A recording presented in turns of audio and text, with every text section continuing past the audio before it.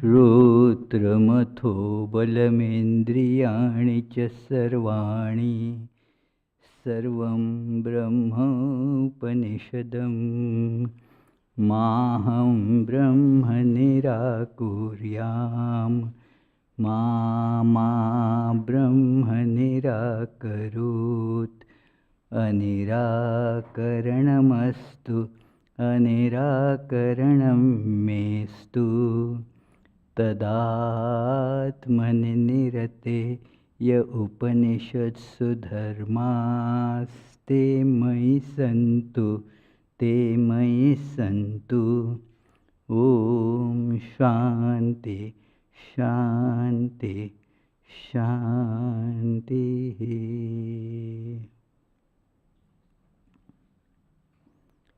Om. May all my limbs attain strength.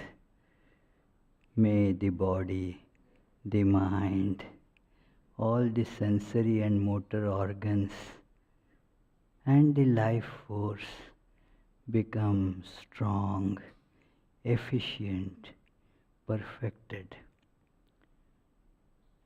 All is verily the one without second existence, consciousness, bliss absolute, the Brahman.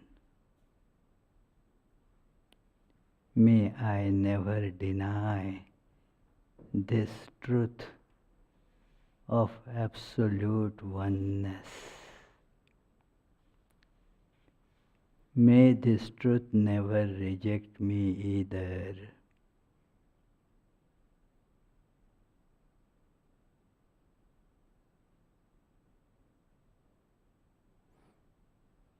May all the virtues spoken of by the scriptures as necessary to attain to the realization of Brahman be with me. Om, peace, peace, peace.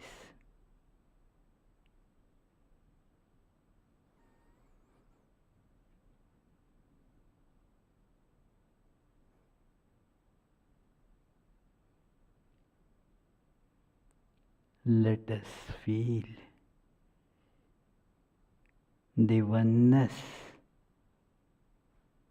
of the whole existence by the familiar example.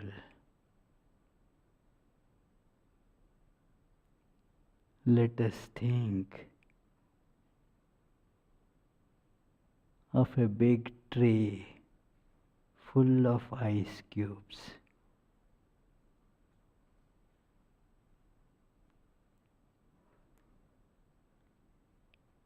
And everything around is like an ice cube. I am an ice cube. Each of you is an ice cube. All the furniture and everything around is ice cube. Everything in the universe is each an ice cube. Apparently each is different. I think I am different.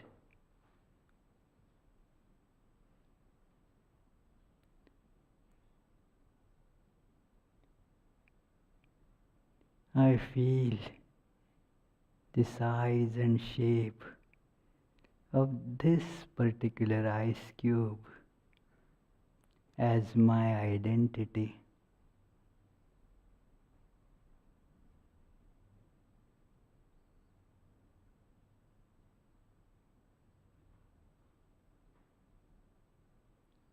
I connect with other ice cubes. Some I feel are my parents. Some other ice cubes are my other family members. Some are my friends. Some others my enemies.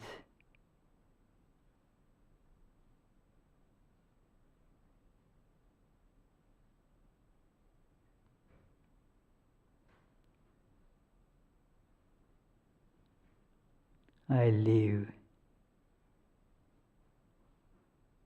in perpetual fear of getting extinguished, getting to death.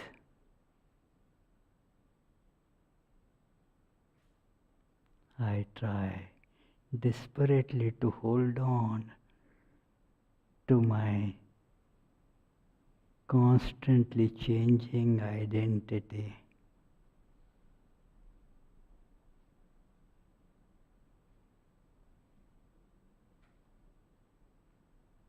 But I am changing.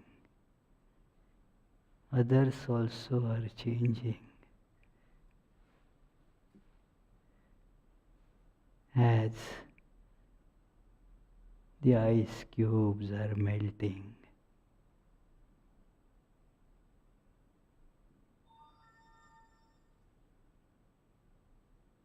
Soon I realize the oneness. We are intrinsically one. We are the same substance. Even as ice, actually, I am same as all other ice cubes.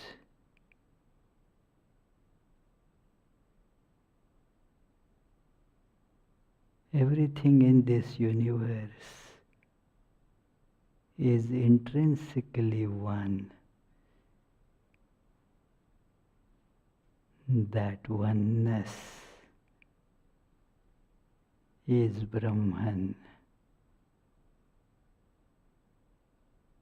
or God.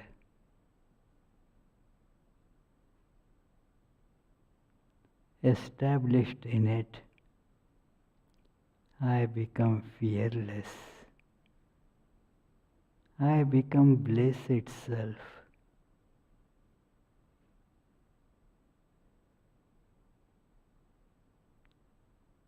I am peace itself.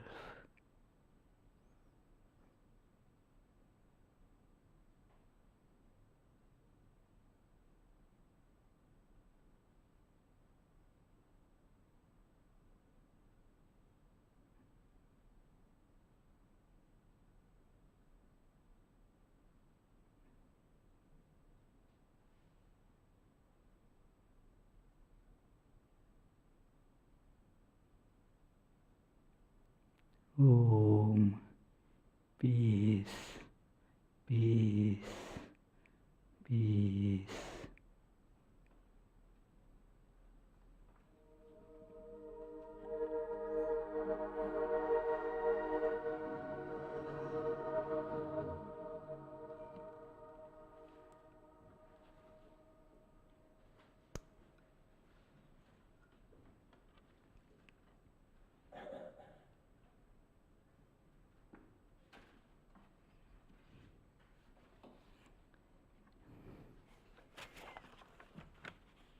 So friends, this summer we took this wonderful text as our study of mysticism, the Bodhicharyavatara by a great Buddhist saint teacher, Shantideva. And today is the last of these 7 classes.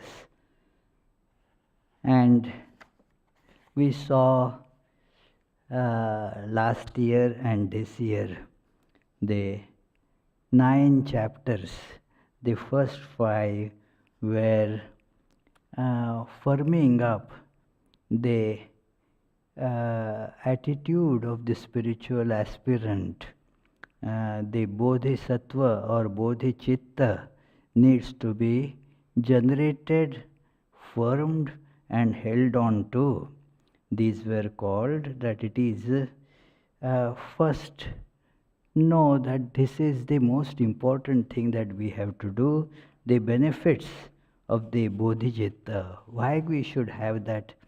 That bodhicitta means that desire for enlightenment.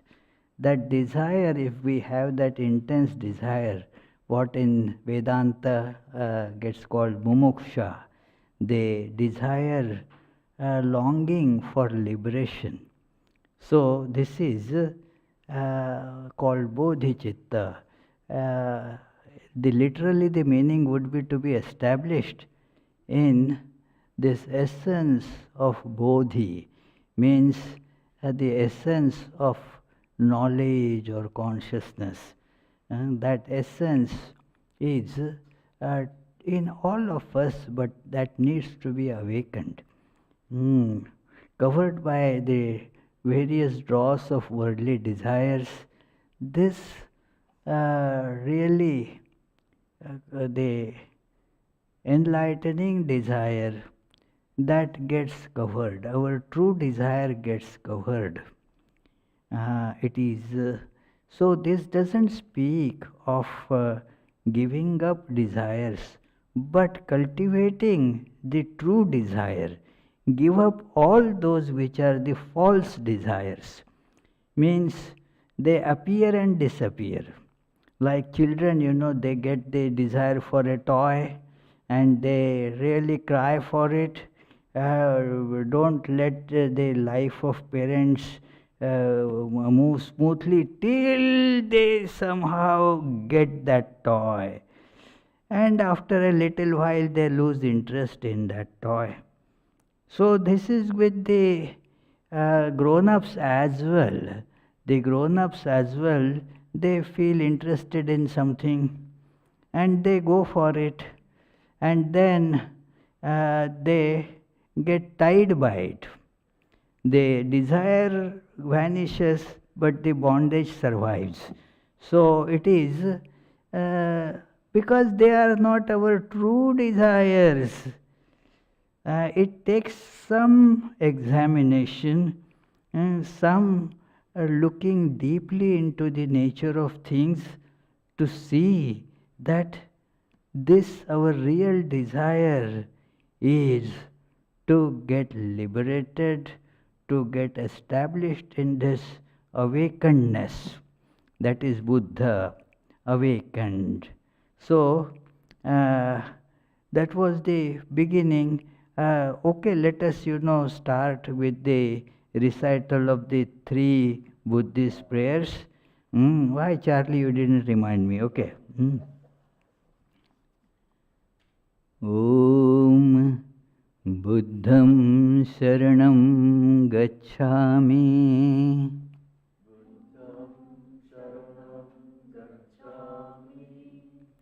Dhammam Sharanam Gacchami.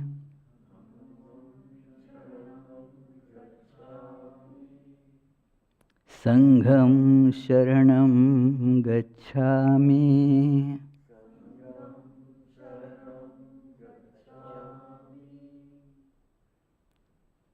I take refuge in the awakened one.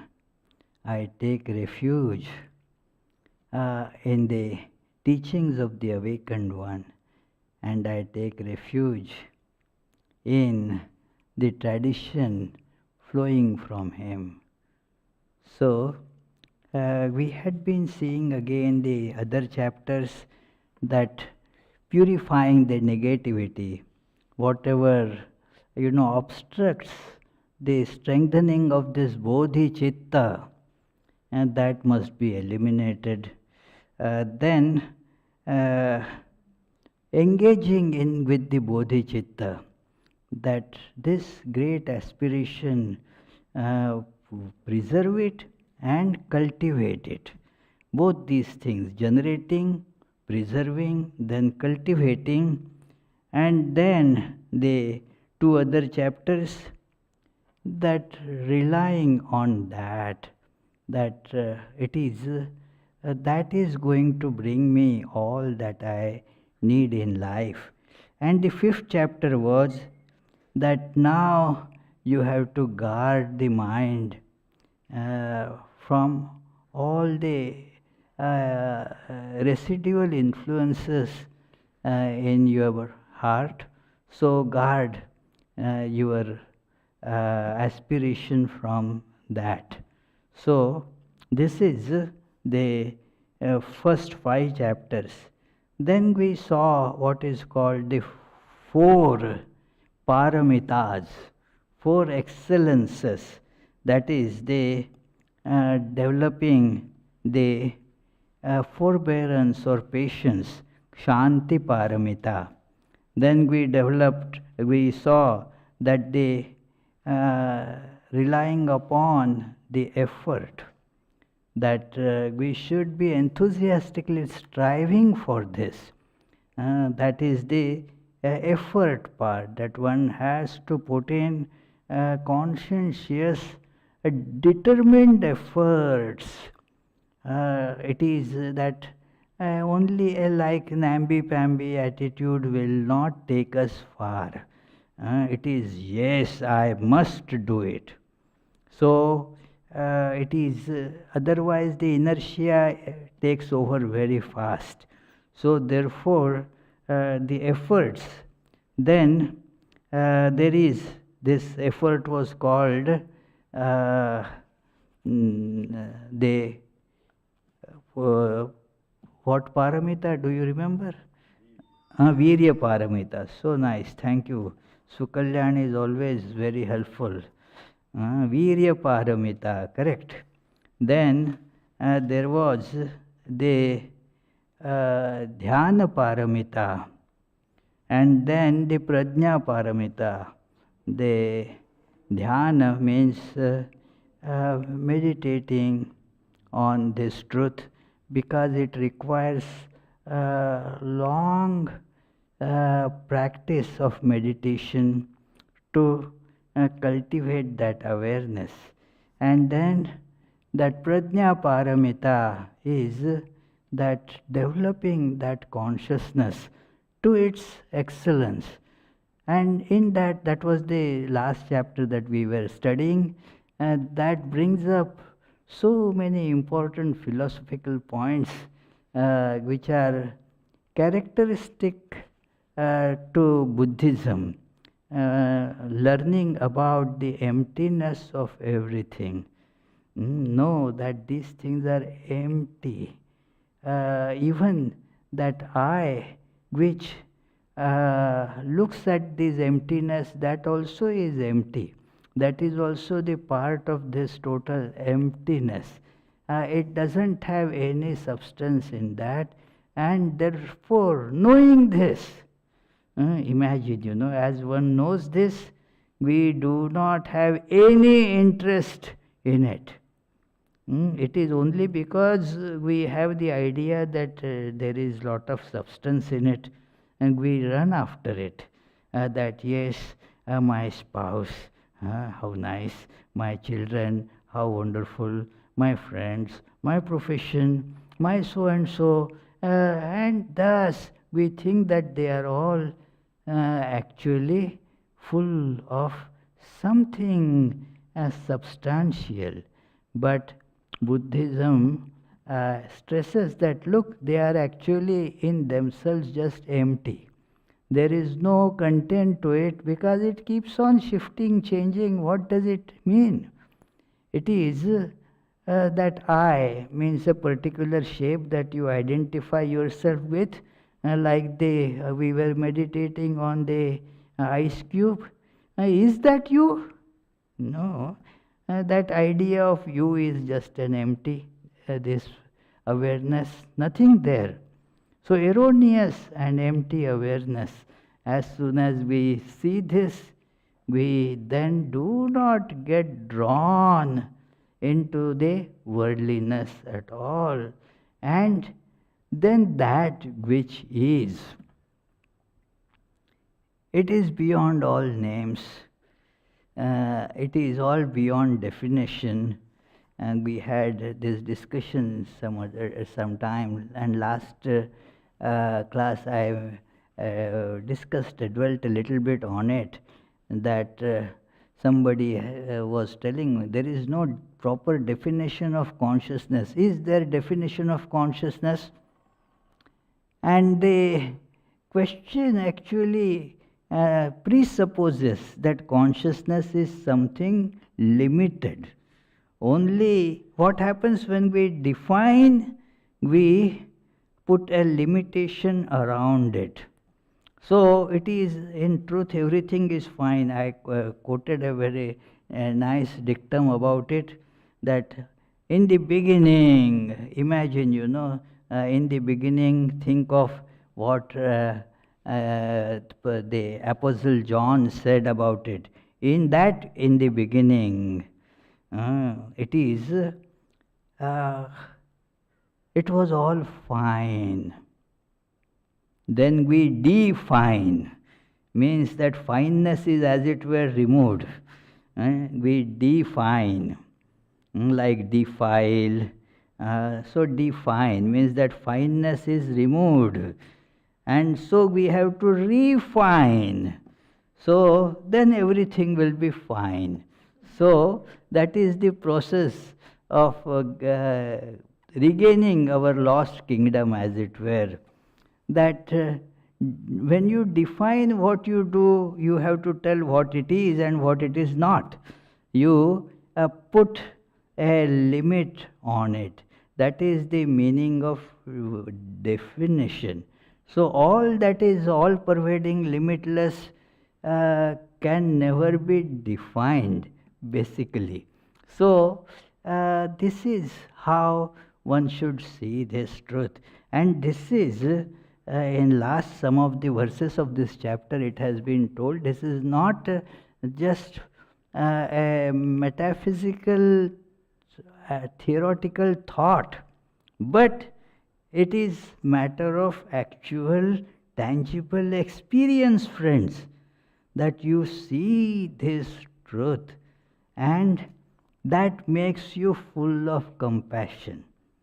So the last verse of this, which connects us to the next chapter, is this, that it is 166th, and in some versions 168th. कदोपलम्भदृष्टिभ्यो देशयिष्यामि शून्यतां संवर्त्यानुपलाभेन पुण्यसंभारमादरात्. That it says that may I be able to extinguish the fires of suffering that torment all these beings with a vast rain of happiness descending from the clouds of my merit. That it is, and through sincerely accumulating a collection of merit while endowed with the wisdom, realizing non-true existence, may I teach emptiness to all living beings who suffer because of their self-grasping. Grasping this erroneous awareness of I am so and so. What does it do? We are grasping suffering. It is, and we are wondering, why are we suffering? What will happen? Nivedita, if you are holding a hot iron pan with hands, and the hands will feel a very nice sensation, isn't it? What? Suffering, isn't it?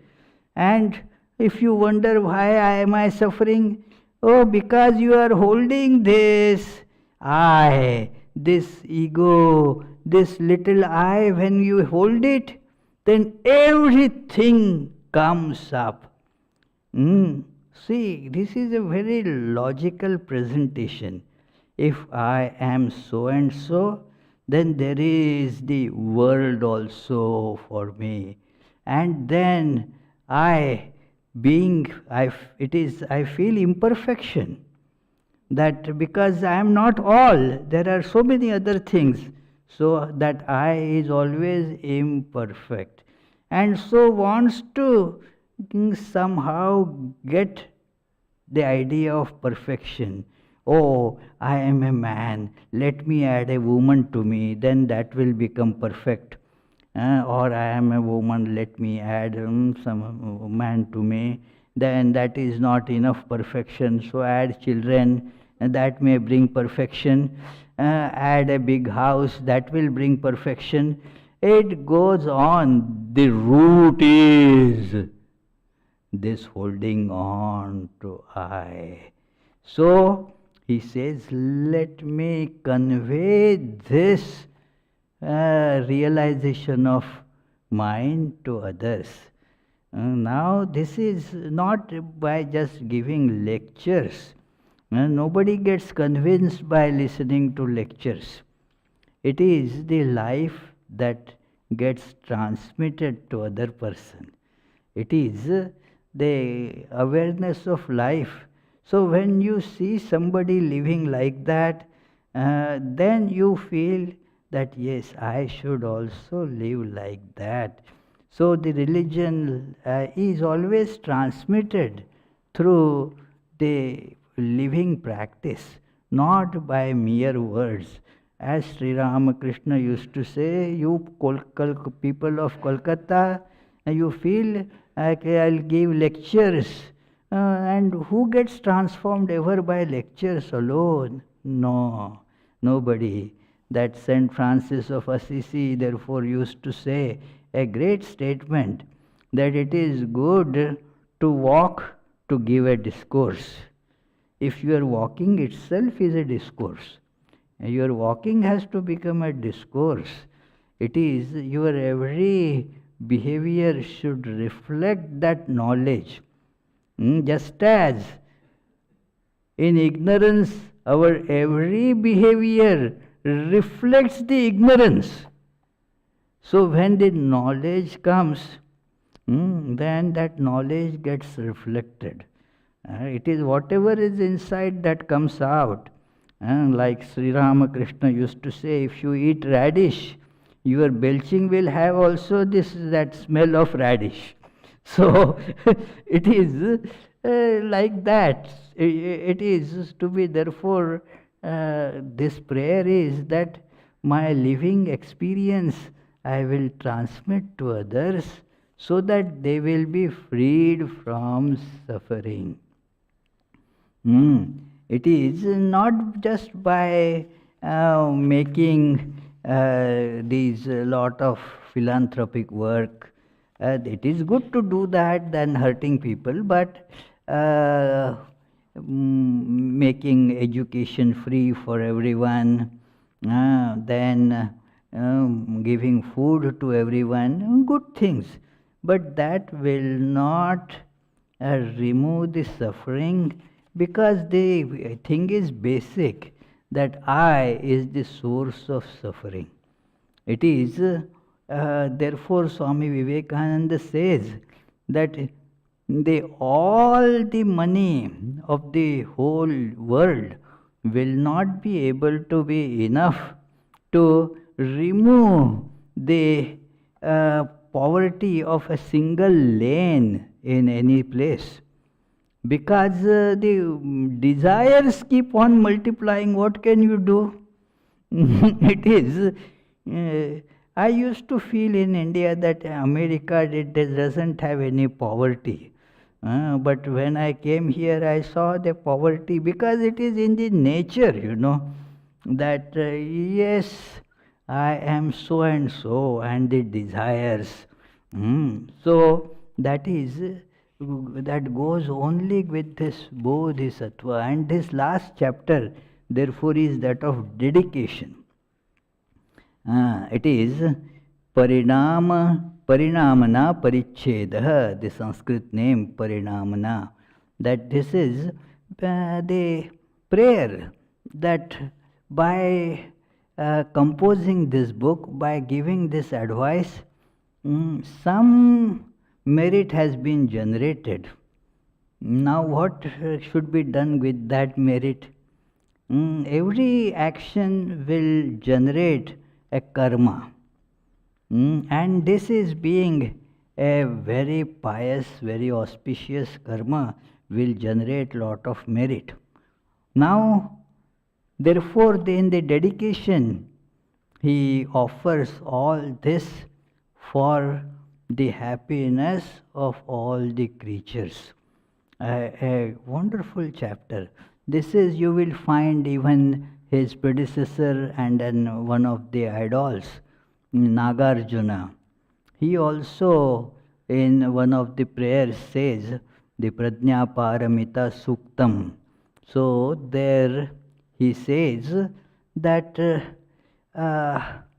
all the merit that I have earned by this praising the Prajna Paramita, the consciousness supreme, that by that merit may the people in the world Prajna Paramitam Stutva Yanmayopachitam Shubham, that by that what should happen? That this whole universe, the misery of it be removed. That is for that purpose this merit be used. So he says that it is through the virtues I have created by composing guide to Bodhisattva's way of life. And this is the title translated into English, Bodhicharyavatara. May all living beings, without exception, practice the Bodhisattva's deeds. Because that is the way to remove the misery. That may all get inspired to practice the path shown by Buddha, that is Bodhisattva's deed. So by virtue of my merits, may all beings everywhere tormented by sufferings of body and mind find physical comfort and mental joy. That te prapnuvantu mat punya sukha pramodya sagaran. That may they get all the happiness in this world because they are, by holding on to body, mind, they are just drowning in this ocean of suffering. May that change to Sukha Sagar, means the ocean of happiness. So, he says, Asansaram sukhajja nirma bhut tesham kadachana bodhisattva sukham praptam bhavatu aviratam jagat. That for as long as they remain in samsara, may their temporary happiness never decline. That is, as long as we are in this relative world in ignorance, there will be happiness and misery. And the misery is great teacher, but he doesn't pray for that right here. He says, let them all be happy. And gradually they will understand that this is all suffering. And may all experience eventually the everlasting joy of Buddhahood. So, then he says, many beautiful verses are there.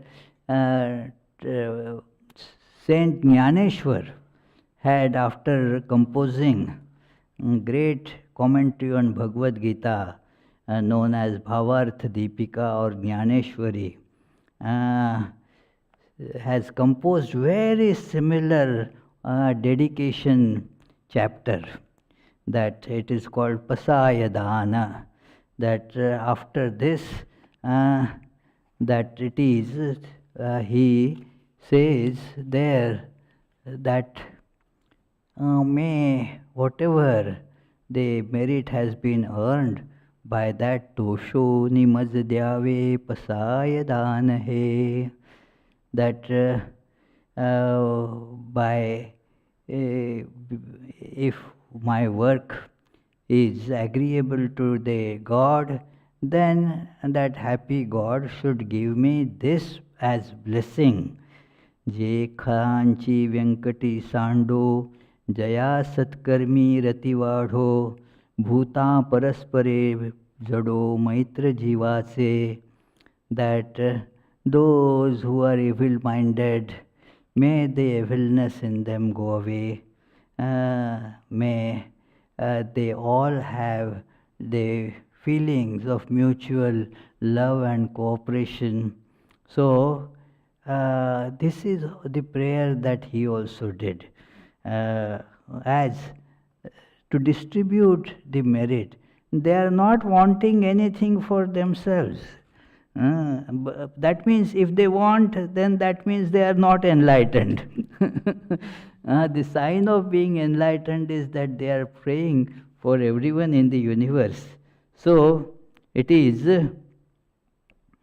and then it is known that if we hold on to this ego I-ness, our life will be hell.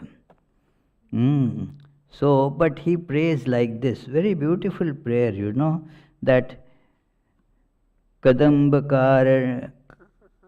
Karanda Vachakravak Hansadi Kola Halaramya Shobhe, that what is there in this world, it is all shouts of suffering and misery everywhere, that it is may these the forests with razor sharp leaves, it is a beautiful analogy. In this world, everything is forest of these sword-like. The Sanskrit word is asi. So it is the asiparna. The asiparna means the leaves are like sharp sword blades.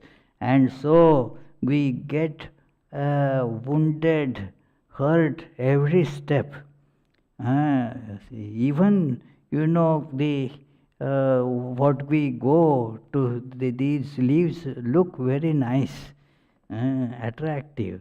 And when you catch them, your hands get cut. If you pass by their side, and they will pierce you. This is the nature of this world. Who doesn't experience this? That you get pained because of people whom you like and who like you, and they bring pain. And those whom you don't like, they of course bring pain. Everybody is the source of pain, and that too, the pain brought by our so-called near and dear is very funny type of pain. We have to call it pleasure, it is, see how difficult it is. It is like a robber holding gun to your head, takes all the money, but makes you sign that this money has been given as a donation, So how painful it is. It is robbing, and yet, so in this world, those whom we get attracted to, whom we have lot of, we think that they're our own people. The pain that they bring we cannot really call that pain also. That is the problem. Swami Vivekananda describes it thoroughly in Jnana Yoga chapters on Maya, that we therefore change the name. And thus, although we are getting kicks, we feel that no, these are not kicks, my child gave me these blows, no doubt, but they were like I took them as being massage. So instead of calling it blows, we changed the language there. So this is the nature of the things here, like that. So he continues, but by this merit may all those get converted into the woodland glade, and may the trees of splintered iron and piercing thorns transform into wish fulfilling trees. Let that happen. So, he says, that is a very beautiful verse, that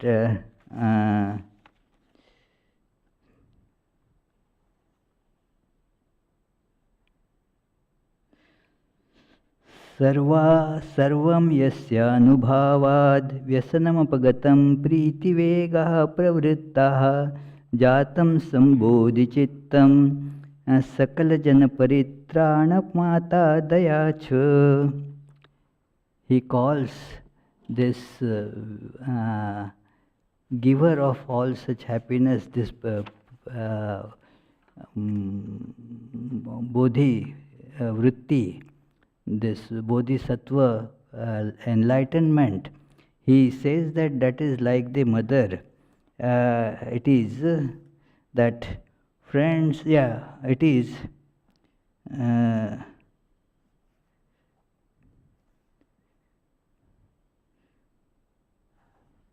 when they see the lava fires of hell extinguished by a rain of flowers moist with scented waters, and are immediately satiated with bliss, they will wonder by whose hands this was brought about. And behold, Pema-pani, the holder of the lotus, that is the holder of this lotus, that is bringing it. It is also, it says that, look, what will happen? He says, please come, ayat shighram, bhayam apanayata bhrataru jivitah smaha. It is, says, come quickly. For what, friends? Cast away your fears and quickly gather here, for above us is the youthful Manjushri. Here the name given is very nice. It is that Kopi Chiri Kumaraha. So that is this Manjushri. And endowed with great compassion and bodhicitta, he protects all living beings, and through his power dispels all sufferings and bestows perfect joy. He is ayat. Oh dear ones, please come. I am telling you by my experience that this is the way you will be able to extinguish your sufferings. So, but we are attached to that hot pot, and we feel we are burning, our hands are burning. But think then, if I lose this pot, what will happen? So we are not ready to drop it. No, then what will happen to this? Then what will happen to that? Nothing will happen. We take too much, credit to ourselves for making the world run, as it were. If I am gone, then what will my children do? What will my spouse do? They will be taken care of very well. Don't worry about it. It is give up the ego. Give up the ego. That's it. So it is, everything will be very well done. It is so. Come here, come to this Bodhicitta, and there alone you will find this solace. So, uh, they, and he says, continues in this week, that may the blind see forms, may the deaf hear sounds, and just as it was with Maya Devi, the mother of Buddha, may all pregnant women give birth without pain. That is the description of how Buddha was born, the Tathagata, how as Siddhartha, as he was born, it was a painless birth for the mother. So it is as if nothing really happened. So, may the naked find clothing, may the hungry find food, and may the thirsty find pure water and delicious drinks. All this he is praying. May this keep on happening. May there be no pain to anybody. It is, may the poor find wealth, may those weak with sorrow find joy, and may those whose fortunes have declined find replenishment and long lasting good fortune. Because this is what people crave for. Now, if you get it, you will see that still the craving doesn't go away. So, but have it. Without having, you won't even think that it is possible. So, like one of my one acquaintance, he was a very successful ophthalmologist, and I think got lot of money. So our one Swami was having a cataract surgery at his place. So when he was telling that, it is, I came up from a very poor family, and as I was studying in high school, I used to think that after this I will earn lot of money, I will become a very successful person.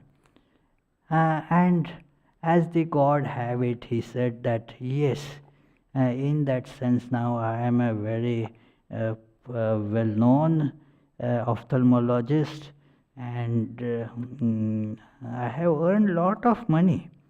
But having earned lot of money, now I see what you can buy with money is only trash. Yeah, money doesn't buy happiness. What does money buy? All that, that is really speaking trash. It is they buying a little food, okay, some little shelter, okay. It is, but after that, what money is going to do? Nothing more. No, it is.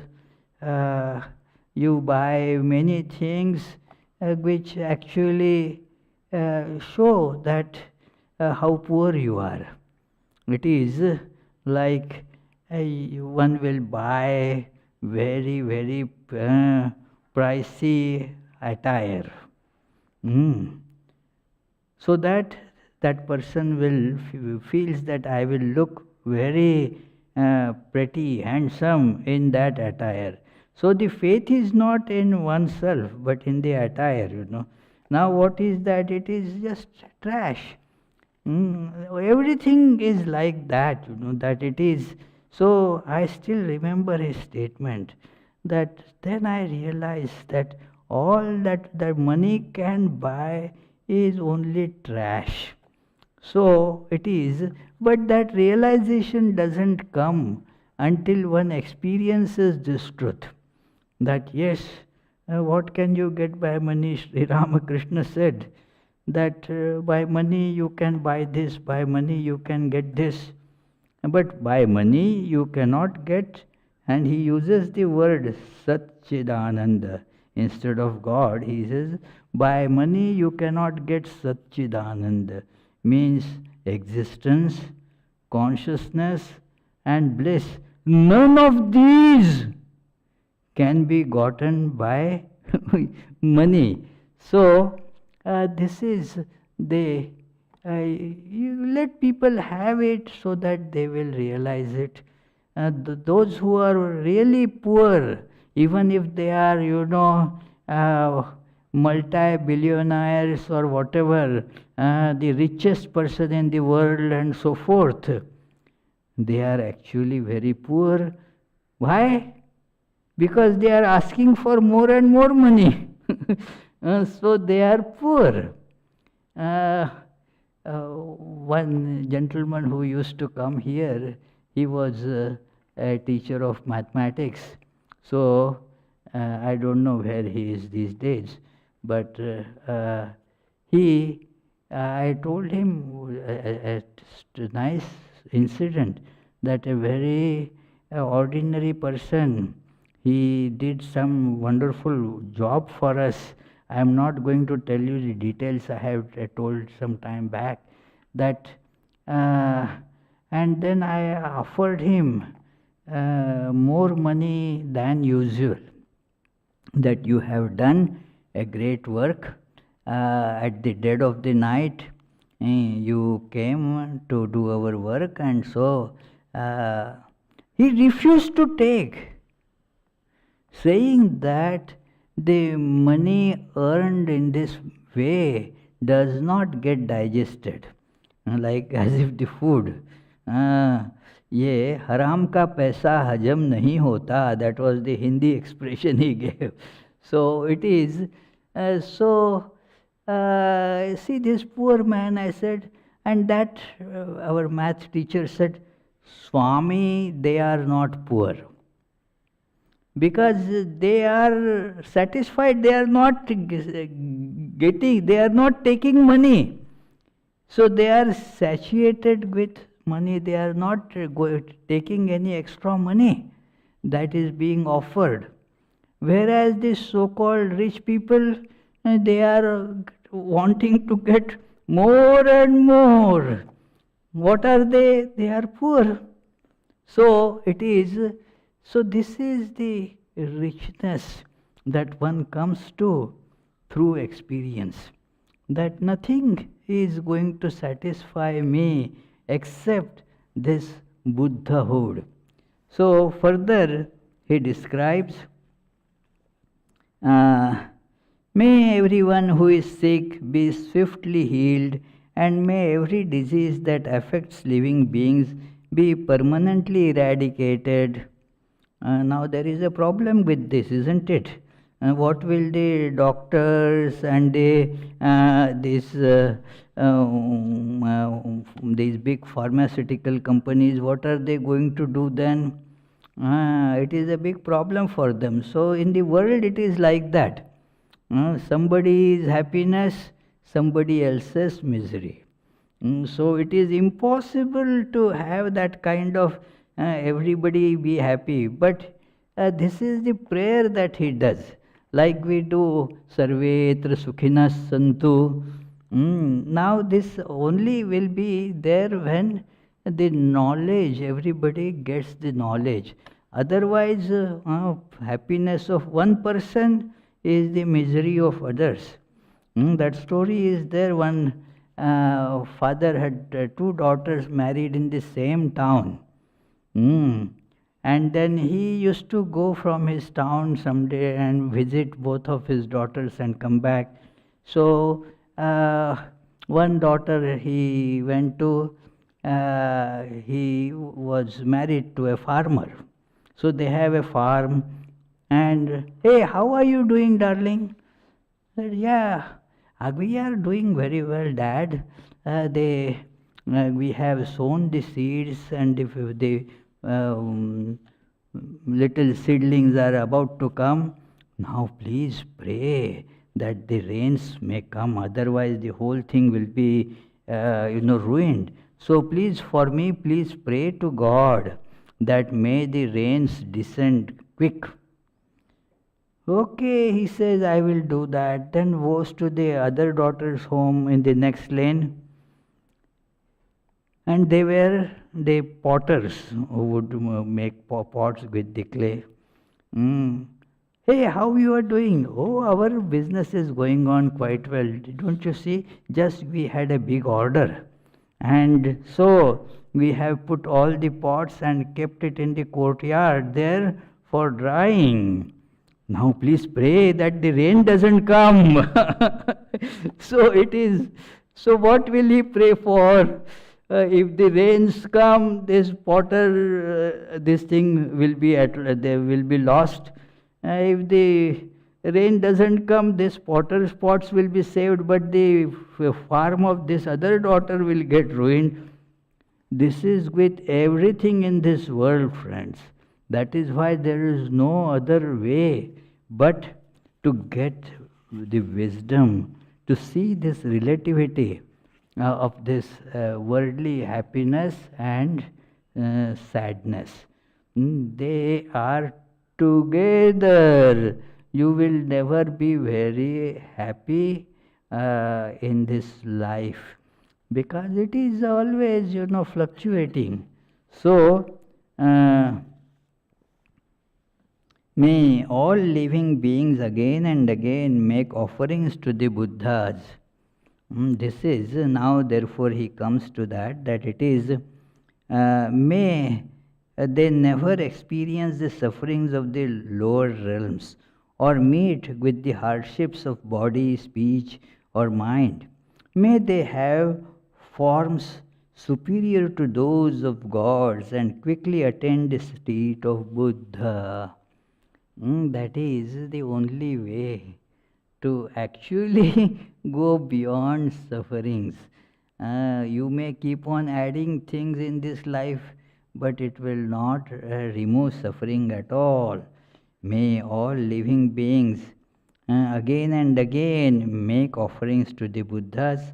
May they become endowed with the eternal bliss of a fully enlightened being. So, he is giving all that is earned by composing this treatise.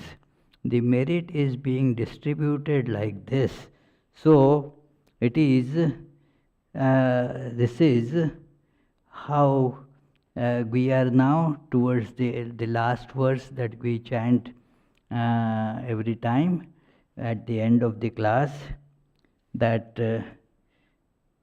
Manjughosham namasyami yat prasadanmati shubhe kalyanamittram vandeham yat prasadacha vardhate.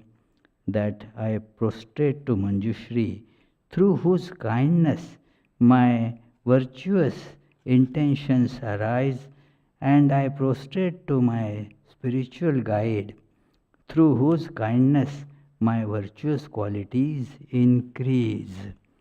This Manju Ghosha or Manjushri is the divine Buddhahood and also the teacher. The idea of Guru is very important in every religion, but the Guru is a person and a principle both. If we hold on just to the person, we will become just very fanatic and will miss what the Guru is able to give. On the other hand, if we hold only to the principle and not the person, then it becomes too abstract without having any real meaning to our life for that. So therefore, here you see for both the prayer has been done. So we shall conclude this discussion today. We had for last, including this one, 7 classes on this, and previous year also 7 classes. So in 14 classes, we tried to take a brief sketch-like study of this wonderful, wonderful treatise. It is, I had never studied this book in India, not even read. Some other books I had studied on Buddhism, but when I learned about it, I started looking for it, studying it. So I am very happy that and feel blessed that by the blessings of the divine, I got the opportunity to study this tremendously elevating treatise. And thank you, friends, for encouraging this study by attending these classes in spite of a very busy summer schedule that you have. Now, upcoming this August 27th, coming Sunday, there is, you can say, the last summer program. Actually, not last, but that is the music concert. A wonderful classical Indian singer, Dhananjay Hegde, will be coming here. He is doing the tour of US right now, and we are getting advantage of that. So he will be performing here. So those of you who can, you are welcome to attend that program. And then on September 4th, Monday, the Labor Day, we have really concluding program of this summer, that is Krishna festival. Now the Krishna's birthday switches, according to the Indian lunar calendar. This year it is near September, that's September 3rd, I think. So we are observing it on September 4th. So you are all welcome to attend that. That program is from 11 to 4. So 11 a.m. to 4 p.m. So let us conclude with the prayers. Say aloud, Buddham Sharanam Gacchami,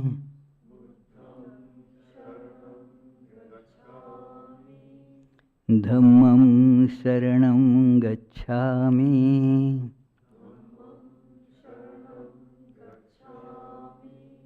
Sangham Sharanam Gacchami.